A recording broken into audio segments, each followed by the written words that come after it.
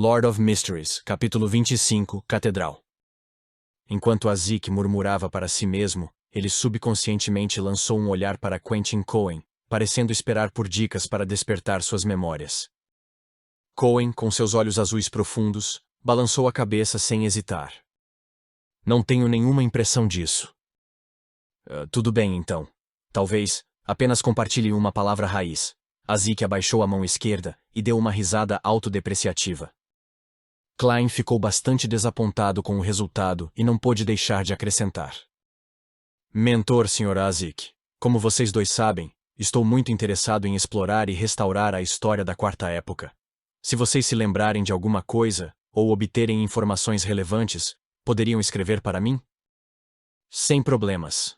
Como resultado das ações de Klein hoje, o professor associado sênior de cabelos prateados ficou bastante satisfeito com ele.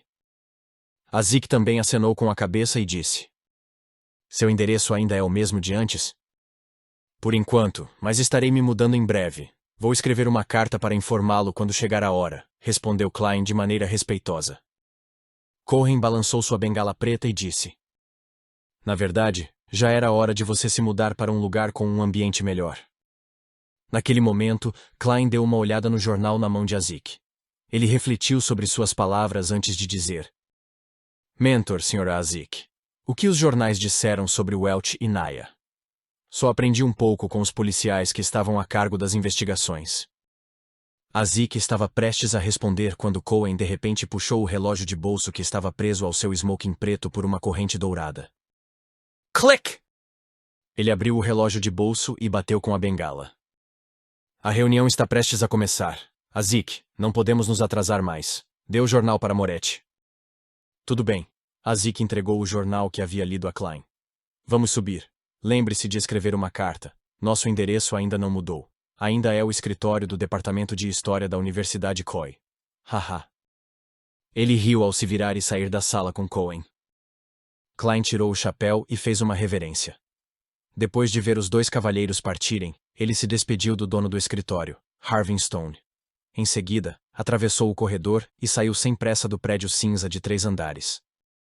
Com as costas contra o sol, ergueu a bengala, desdobrou o jornal e viu o título: Jornal da Manhã de Tingen.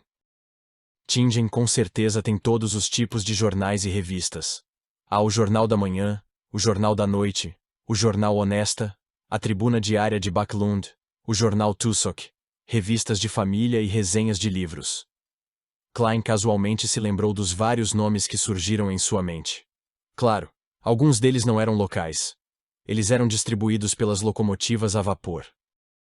Agora que as indústrias de papel e impressão estavam ficando mais avançadas, o custo de um jornal já caiu para o preço de 1 centavo. O público alcançado também cresceu cada vez mais. Klein não examinou os detalhes do jornal, passando logo para a seção de notícias com a reportagem Assassinato por assalto à mão armada. De acordo com o departamento de polícia, a cena na casa do Sr. Welch era uma visão horrível. Faltavam ouro, joias e dinheiro, assim como qualquer coisa valiosa que pudesse ser retirada com facilidade. Nenhum centavo foi deixado para trás. Há motivos para acreditar que isso foi feito por um grupo impiedoso de criminosos que não hesitaria em matar inocentes, como o Sr. Welch e a Sra. Naya, se vissem seus rostos. Isso é um total desprezo pelas leis do nosso reino. Isso é um desafio para a segurança pública. Ninguém deseja ter tal encontro. Claro, uma boa notícia é que a polícia localizou o assassino e capturou o principal culpado. Faremos o nosso melhor para fornecer notícias sobre qualquer acompanhamento. Reporter John Browning. O assunto foi tratado e encoberto. Enquanto caminhava pela rua arborizada, Klein acenou com a cabeça de maneira quase imperceptível. Ele folheava o jornal ao mesmo tempo que caminhava, lendo os outros artigos de notícias e seriados no processo. De repente, ele sentiu os cabelos de sua nuca se arrepiarem, como se agulhas o perfurassem. Alguém está me observando? Me observando? Me espiando? Vários pensamentos ocuparam a mente de Klein quando ele teve uma vaga percepção. De volta à terra, ele uma vez sentiu um olhar invisível antes de descobrir a fonte do olhar. No entanto, nunca pareceu tão claro quanto o que sentia agora. Também era assim mesmo nos fragmentos de memória do Klein original. Foi a transmigração ou o misterioso ritual de aumento de sorte que aumentou meu sexto sentido. Klein lutou contra o impulso de procurar o observador. Usando seu conhecimento de leitura de romances e filmes, ele diminuiu o ritmo e guardou o jornal antes de olhar para o rio Koi. Em seguida, ele agiu como se estivesse admirando a paisagem, lentamente virando a cabeça em diferentes direções. Ele agiu com naturalidade enquanto se virava, observando tudo com os olhos. Além das árvores, planícies gramadas e estudantes passando ao longe, não havia outras pessoas ali. Mas Klein tinha certeza que alguém estava observando-o. Isso! O coração de Klein disparou enquanto seu sangue corria por seu corpo com as batidas intensas. Ele desdobrou os papéis e cobriu metade do rosto, com medo de que alguém descobrisse algo errado em sua expressão. Enquanto isso, ele apertou a bengala e se preparou para sacar a arma. 1 passo, 2 passos, 3 passos. Klein avançou lentamente. A sensação de estar sendo espionado permaneceu, mas não houve nenhuma explosão repentina de perigo. Ele caminhou pela avenida de maneira um tanto rígida e chegou ao ponto de espera para carruagens públicas, quando uma carruagem parou por coincidência. Rua Cruz, Zout. Não, Rua Champagne. Klein descartou seus pensamentos de forma contínua. Seu plano original era voltar para casa direto, mas estava com medo de levar um observador com intenções desconhecidas ao seu apartamento.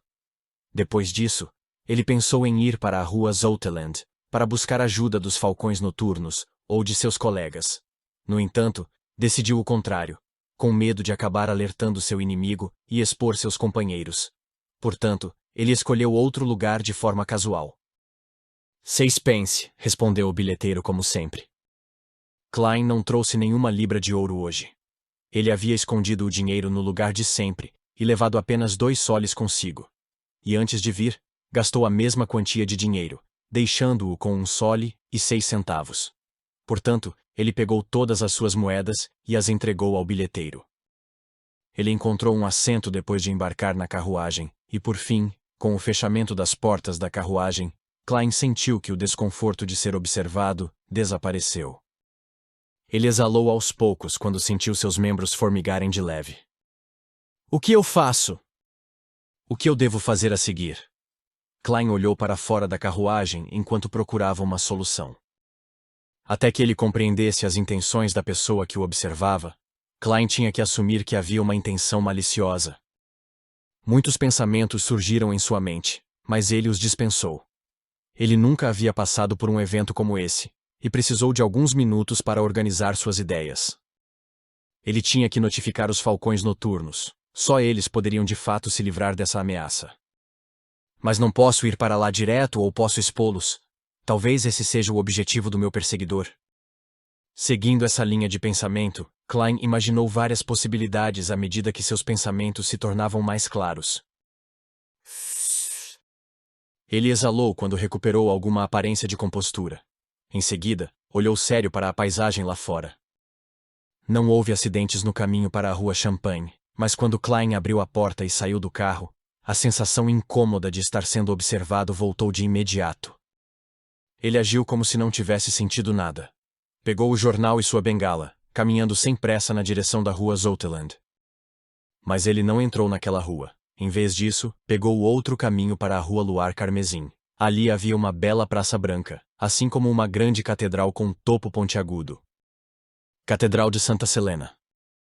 A sede da Igreja da Deusa da Noite Eterna em Tingen. Como crente, não havia nada de estranho em participar da missa ou rezar em seu dia de folga. A catedral exibia um design semelhante ao estilo gótico da terra. Também tinha uma torre de relógio alta, preta e imponente, situada entre janelas quadriculadas azuis e vermelhas. Klein entrou na catedral e seguiu por um corredor até a sala de orações. Ao longo do caminho, os vitrais eram compostos de padrões de vidro vermelho e azul que permitiam que a luz colorida brilhasse no corredor. O azul estava mais próximo do preto, o vermelho da mesma cor da lua carmesim. Isso fazia com que os arredores parecessem incomumente escuros e misteriosos. A sensação de estar sendo observado desapareceu.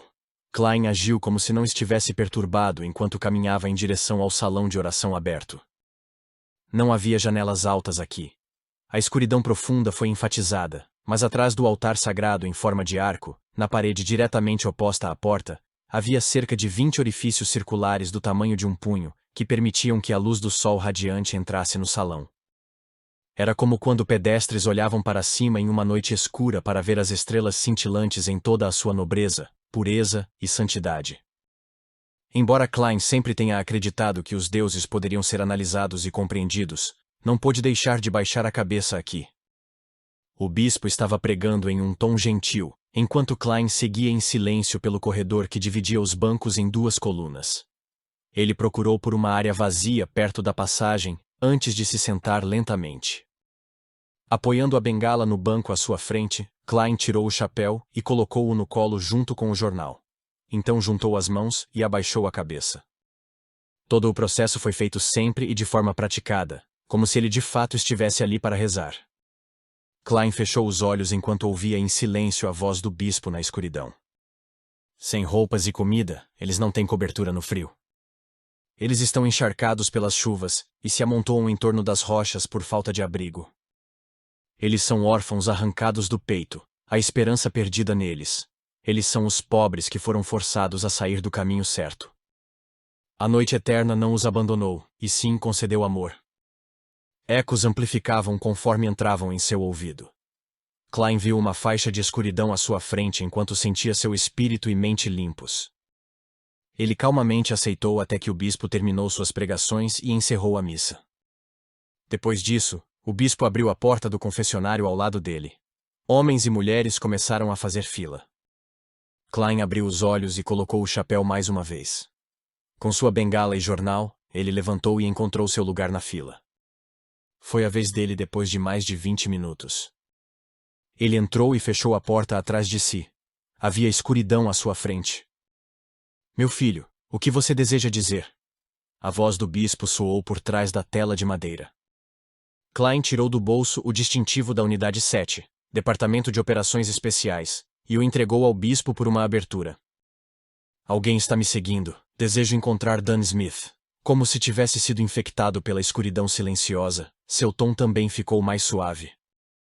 O bispo pegou o distintivo e, após alguns segundos de silêncio, disse: Vire à direita no confessionário e caminhe até o final. Haverá uma porta secreta ao lado. Alguém mostrará o caminho depois que você entrar. Enquanto falava, ele puxou uma corda para dentro da sala, fazendo com que um determinado padre ouvisse um som de sino. Klein recuperou seu distintivo, tirou o chapéu e apertou-o contra o peito. Ele fez uma leve reverência antes de se virar e sair. Depois de confirmar que a sensação de estar sendo observado havia desaparecido, ele usou sua meia cartola. Sem emoções excessivas, segurou a bengala e virou à direita, até chegar a um altar em arco. Ele encontrou a porta secreta na parede de frente para o lado dele. Em silêncio, abriu-a antes de se esgueirar rapidamente. A porta secreta se fechou sem fazer barulho quando um padre de meia-idade, vestido de preto, apareceu sob a iluminação de lâmpadas a gás. O que é? O padre perguntou de forma objetiva. Klein mostrou seu distintivo e repetiu o que disse ao bispo. O padre de meia-idade não fez mais perguntas. Ele se virou e seguiu em frente em silêncio. Klein assentiu e tirou o chapéu. Com sua bengala preta, ele seguiu atrás em silêncio. Rosane mencionou uma vez que ir para a esquerda do cruzamento que conduzia ao portão Chanis levaria à Catedral de Santa Selena.